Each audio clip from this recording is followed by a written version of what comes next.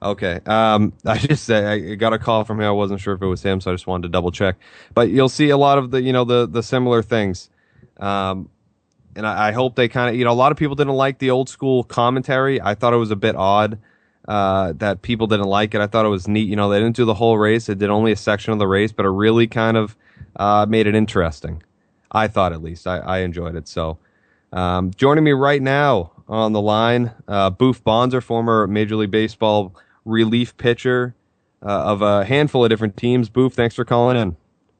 Oh, thanks for having me. I appreciate it. Not a problem. I meant to get your number previously, and I forgot, so I wasn't sure if that was you calling, but I assumed it was, so I just double checked. Oh, yeah. The Florida number calling Massachusetts is a little different. Yeah, I was yeah, I was kind of thrown off. I couldn't exactly remember, but thanks for coming on. Now, first things first, obviously you had a nice career in the major leagues, and now you've retired. And when you compare your retirement age to other guys, their late 30s, early 40s, what is it like for you to sort of be, I guess, one of the more younger guys to retire from the MLB? Well, it's definitely not fun. I had fair share of injuries and stuff like that. And, obviously I still watch the game and follow the game and still wish I was out there playing, especially when you see these guys that are, older than me and still playing. So, there are times where I still wish I was out there. So it's definitely not fun, but the surgery bug kind of got the best of me, I guess you could say. Now you had Tommy John surgery, correct? Yep, that was one of them. Okay, so just speaking more specifically to that, obviously that is the most popular surgery pitchers get in any form of baseball, whether you're in the MLB or even in minors. You see college kids getting it. What is having went through that? Is there something that you could have done to avoid it, or is it just something that with all the wear and tear on your arm, going at a weird angle when you're pitching in general, is it just something that happens? I think so. Between the innings and just playing a bunch, Little League growing up, on the off season, we definitely, you do forearm exercises, shoulder exercises. So you're strengthening it, but, like I said, with the wear and tear and the innings and stuff like that, there's definitely nothing to prevent that at all. That's my feeling on that, on Tommy John. Yeah, it's such a tough thing to see. I've seen a kid I played high school baseball with at one point go through it around the age of 19, and it's unbelievable to think, it's something that, like you mentioned, it just happens because so many people have got it. You think by this point, at least, they'd have some sort of idea how to prevent it or how to, at least slow it down, because pitchers are, if they don't get it once early on, they're getting it later, or they're getting it more than once. And it's tough to see for a lot of guys. Definitely can halt their progression moving forward. Now, doing a little research on you earlier, I believe you talked to David Hammer about it last week, but early in your career, you drafted by the Giants, and then you were part of a big move to the Minnesota Twins, where you spent a good portion of your career. You were traded along with Joe Nathan and Francisco Liriano for AJ Pierzynski. Now, that's four pretty big names getting moved in one trade, especially considering the careers that you guys had. Looking back on it now, what was it like being part of a deal with that much weight to it? It was great, because later in my career, obviously, I went back to the Giants, and it was funny because even a lot of people there were even brought it up then, but Joe Nathan, what he's done in this game, still playing. Liriano still playing. It was crazy, and at the time, I'll tell you what, I just got done with the fall league, and me being a kid was wondering what I did wrong to the Giants when they traded me. But, it's also same time pretty neat when you're watching, TV shows on trades in MLB, and that one always pops up. So it's definitely neat to see that, that's still one of the lopsided trades in baseball. It is, and I remember, looking back, I think, way back when, growing up, baseball was the sport I was always into first and foremost, and I remember, reading over this trade because when I went back to it, I recognized it right away. And, you don't really understand how big of an impact that made, especially on an organization like the Twins, because all three of you guys, you, Joe Nathan, and Francisco Liriano, made a huge impact to that organization over the careers. And obviously, like Liriano, like you said, has moved on. I believe he's in Pittsburgh now. And then AJ Pierzynski, a guy who has made an impact on a number of different teams. So it really is crazy to sort of think about how that move was made. But going back before that, even I skipped over, but getting just a simple fact of getting drafted into the MLB, going to a place like San Francisco. Granted, you didn't really get to play for them too much, but what was it like? You grew up in Florida, correct? Yeah, yep, sure did. So what was it like going from Florida to San Francisco? It was definitely something different for me. I'll tell you that. I remember getting drafted, going right out to San Francisco at the time. They just got their brand new stadium. It was just, it was a new chapter in my life, going out there, playing ball. And, the West Coast was just something new. It's a learning experience. And that's one thing about baseball is much traveling you're doing. You're seeing different parts of the West Coast, the Midwest. It's just all over the place. It's awesome actually. I could imagine being from Boston, being a Red Sox fan, a team I've always cheered for, sort of in the back of my head, a little under the covers, I guess, so nobody exposes me as a fake Boston fan, was the San Francisco Giants. And the main thing was growing up, man, I just love their stadium. One of the most unique fields, like Fenway, just having a bit of a ring to it in that right field hitting into the bay. You saw Barry Bonds launch a ton of home runs over there. It's so cool, and it's definitely a park I'd like to get to. I definitely recommend it. I mean, that place it's beautiful. I mean, you get inside and it's unbelievable. So I definitely recommend getting out to that ballpark for sure. I think someday I'll make the trip, one way or the other. I'll get out there. Whether I got to drive, walk, or fly, if I'm lucky enough. There you go. There you go. Walking might take you a little while, but you'll be all right. Exactly. That might take me a little too long, but if I'm really invested, I can make it work. Right. There you go. But you mentioned the traveling, how crazy it is in the MLB, and mainly because of the 162 game schedule. Now, obviously with the NHL, the NBA, and at 82 games, and obviously football being a little different, but they're only at 16. Do you think that the MLB needs to lighten up their schedule a bit, or do you think it's, from an outsider's point of view, people will be like, oh, you know what, they're not really, working that hard every day because most of, half the game they're sitting down, relaxing, especially for a guy like you in the bullpen. People will think, yeah, he's just sitting there the whole time. It doesn't matter how many games they play. Do you think 162 is good enough, or do you think they should knock it down a bit? No, I definitely think 162 that's where it should be. Regardless if I'm sitting in the bullpen or not. I mean, I get to the ballpark early. I get my work in. I'm still, like I said, if the game's going on, I could get called at any time. I got to get it going. So right. Regardless, there's been plenty of times that it's been, oh, don't worry, you're not going to pitch tonight. Next thing you know, we got extra innings. I got to pitch. So, yep. You're always into the game. You're always ready to go. And like I said, when that phone rings, it's okay. Let's go. It's time to go. No messing around. So, 162, I think, is definitely enough. I don't know about them. I don't think that they should cut the games back. And that's something that's definitely been debated, whether it's been seriously debated at the MLB level or just among the armchair quarterbacks. But I think it's something that one of those debates, the NFL's having the same thing. Should there be more or less games? And I think it'll go on forever. But I can agree with you there. It's just, it seems like it's been 162 for so long. It would be really weird to cut that down because that affects your rotation. That affects every single thing you can imagine in the game of baseball because they've molded the game around a very long schedule. And it would be definitely pretty odd to change it. Yeah. And the other thing is, too, you got to think about, what are they going to do with the minor league schedule? Exactly. Are they going to cut that back? At the same time, for instance, tomorrow, September 1st, that's, usually when you have your roster expands? You know, is that going to be in August if they cut it back? It's just, there's a lot of things to think about. I mean, I definitely like the way everything is now. I mean, it's just, I think it's just right the way it is. Now, you know, you hear in baseball, home field advantage. Well, all sports, you hear home field advantage, but baseball being one of them. You know, every team has their unique stadium, their unique, you know, baseball more than everything, because when you look at it, you know, a hockey arena, a basketball arena, they're all relatively the same.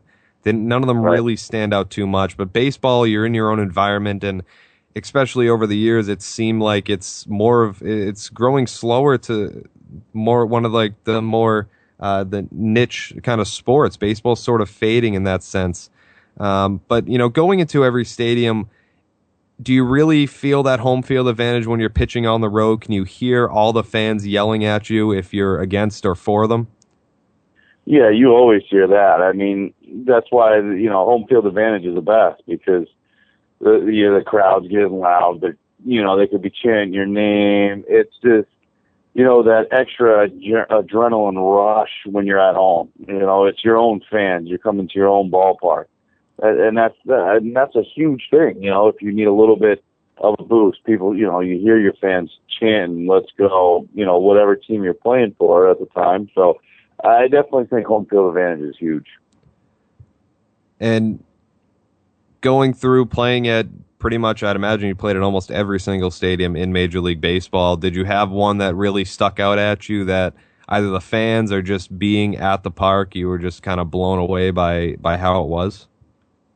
Yeah, the one game that I'll never forget is we were going into the playoffs.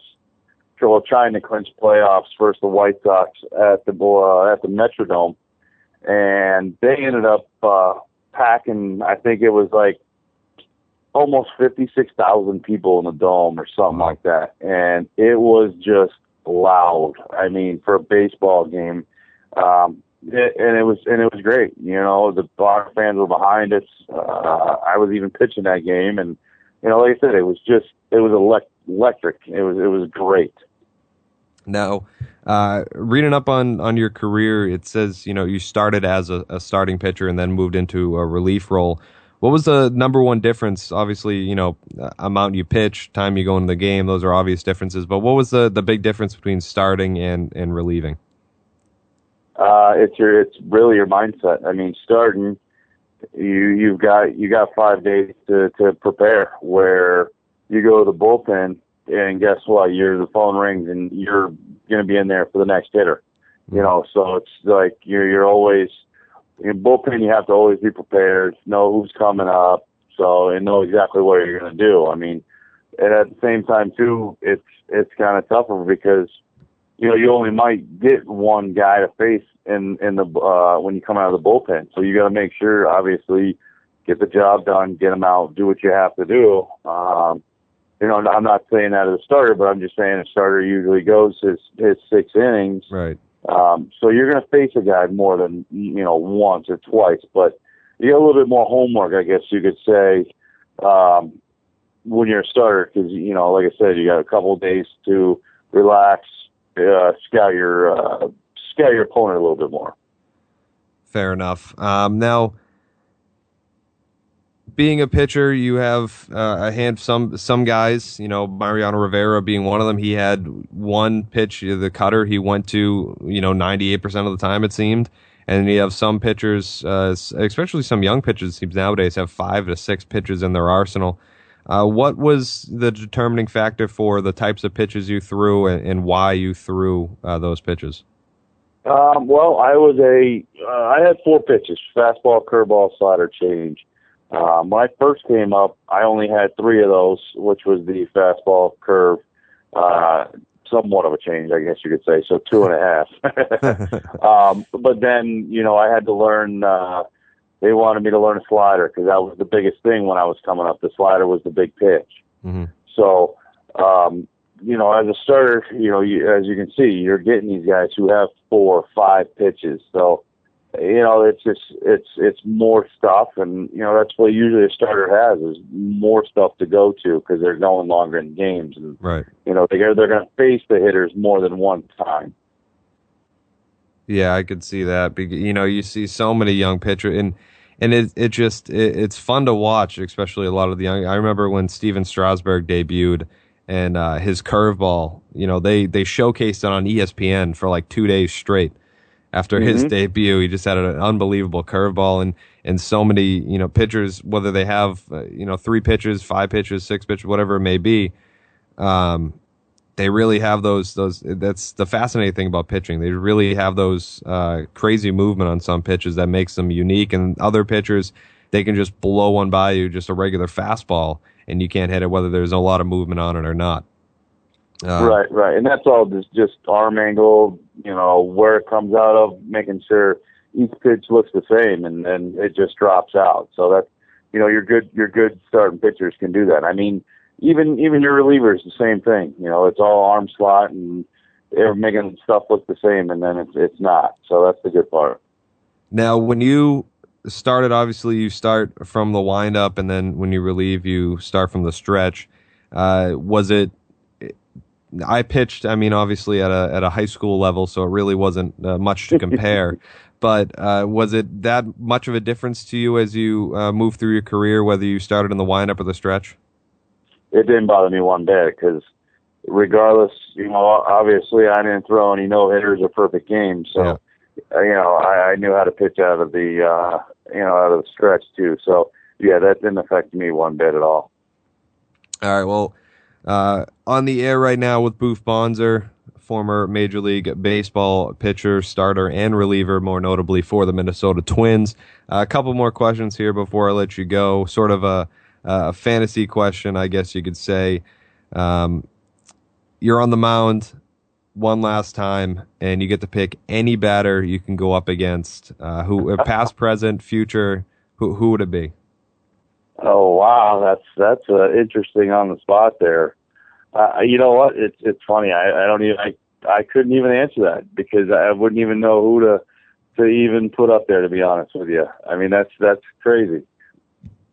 Because I always want. Well, how about at least a guy you went against? Is there somebody that I know? David asked you a similar question, but is there? How about is there one moment you look back on, one pitch you made, one strikeout you got, one home run you let up, even that you really go back on and man, I'm glad I did that, or I wish I did this. There was a couple times actually, because obviously all the home run balls that I've given up, I'd like to have those back. Yeah. But it's just for me, it's just more of I wish I would have just been able to locate a little bit better, and then I wouldn't have those issues. But like I said, it's tough picking out just one person to face and going after that. That's crazy. Right, I get you there. Last but not least, before I let you go, you get any advice for a baseball player on his way up, whether he's 8 years old or 18 years old, attempting to work it to make it to the big time? With the amount of drafts in the MLB, it almost seems like the chances are expanded, but you don't see many guys getting drafted in the 35th, 40th round to make it. What's the number one bit of advice you have to a young player trying to make baseball his career? I would tell him to be patient, have fun with the game. It's definitely a game because the more frustrated you get with the game, it's just gonna beat you up more. So the more fun you can have, enjoy it. Obviously, stay in the best shape you can. Take care of your arm, or as a pitcher, definitely do what you need to do. But that like I said, the biggest thing is just have fun and enjoy it all. That's definitely something I would agree with. That's the number one thing when I played baseball. It was just, your coach would preach to you at a young age just to remember to have fun, because baseball is just one of those sports. You always can have fun playing baseball, whether you're winning or losing. And I think a lot of athletes, when they get to the professional level, might forget about that. So it's always nice to see a guy, laughing it up in the dugout when people might say, "Oh, he's not taking it seriously," you should bench him. It's always good to see someone like that, something like that in a sport that people are slowly sort of tuning out, and you want to bring that fun back. One more question before I let you go. Actually, David Ortiz, were you Yep. a teammate of his in Minnesota? Not in Minnesota, But in when I Boston. was in Boston. Yeah, when I was in Boston, I was. Yeah, David. I think the year I left, the year I should say I got to Minnesota, I believe was the year that he went over to Boston. So I just missed him there. Okay. But definitely played enough spring training games, and when I came up in '06, we definitely did some battles. That's for sure. Now, what was your experience? It didn't seem like it was too long here in Boston, but what was your experience like playing for the Red Sox? It was great. Great fans. Very good team, veteran team that was there. We didn't. I wasn't there very long, but it was a great time coming to that ballpark every single day. That's for sure. All right, Boof. Thank you for joining me. Real quick though, being on VictoryLaneRadio.com, broadcasting a ton of auto racing in New England. Have you ever been interested or ever watched any sort of auto racing before? I have actually. When I grew up in Florida, I used to go to Daytona all the time. So, sweet. definitely have watched plenty of NASCAR racing. That's for sure. Well, that's good to hear because NASCAR and baseball, they're kind of on the same page. They need as many fans as they can get to help keep them alive. So I want to thank you for coming on the show. It was great talking to you, and maybe we'll get together again in the future. Sounds good. I definitely appreciate you having me, and thanks again. All right, everybody. Boof Bonser, former Major League Baseball pitcher. Thanks to him for joining me here on the show. Awesome talking to him. If you hadn't heard his interview last week with David Hammer on Hollering with Hammer on the Victory Lane Radio Network, it's on VictoryLaneRadio.com. You can check that out. Great interview there. David, ask him, a little different set of questions, so I tried to go, stray away from him a bit. But great guy just from listening to that interview, so I'm glad he agreed to come on so we could talk and sort of get some general, being a professional athlete in any sport, it's a very unique life when you consider, just your average, like right now myself, I don't really, I'm not a professional athlete. I have a different, I go to a job, I drive to the parking garage, walk to work, go back to the parking garage and drive home. But being a professional athlete of any sort, you have a completely different schedule. You're practicing, you're getting, you're traveling a ton. You're playing a game you love rather than just working a job at a store or something like that. So it's always interesting to hear about that lifestyle and how you get there and what it's like when you get there. So I really do appreciate Boof for coming on, especially a guy who played while it was a minor amount of time. He did play for the Red Sox, so it's always cool to hear. But I do want to finish up the show talking some fantasy football. I haven't really